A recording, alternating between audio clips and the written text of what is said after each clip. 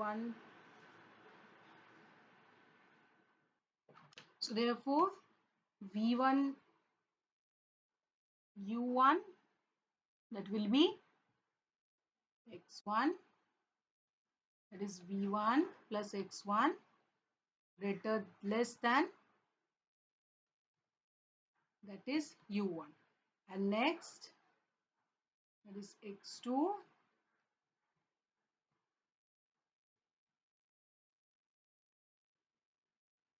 So here what we can conclude, agent 1 is slightly worse off.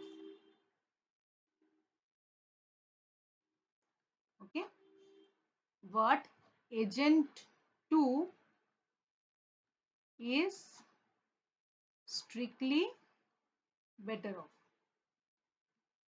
Okay, so but total allocation is still within 100. So now we will choose a different speed to make agent 1 utility the same and improve. So let x1 bar is v1 plus x1 and x2 bar is 100 minus x1 bar. So that is 100 minus v1 plus x1.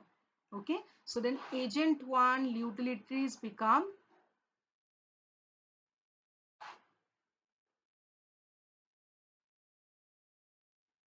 then agent 1 new utility is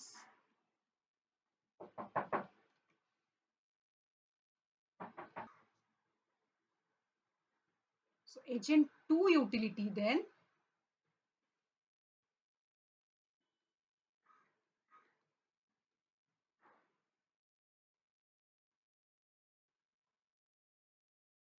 it is 100 minus v1 plus x1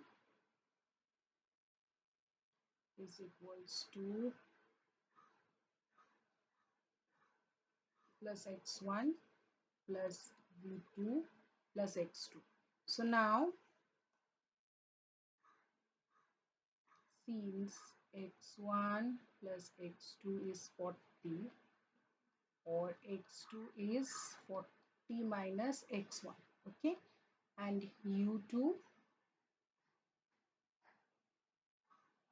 in terms of v2 u2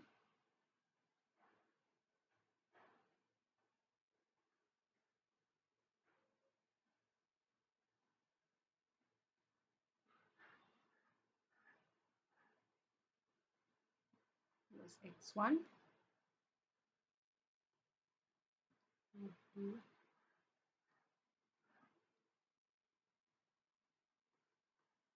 minus x1. So that's v2 minus v1 minus 2x1. So as long as v1 plus v2 is less than equal to 60, we can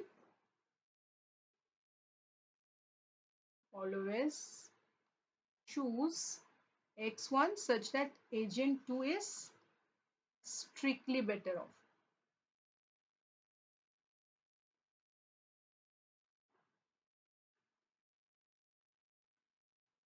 And agent 1 is not worse off. So this contradicts Pareto efficiency of D1, X1, X2 because we found a feasible allocation where no one is worse off and someone is strictly better off.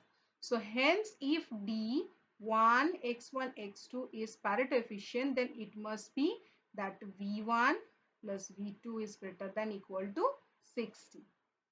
Best of luck, students.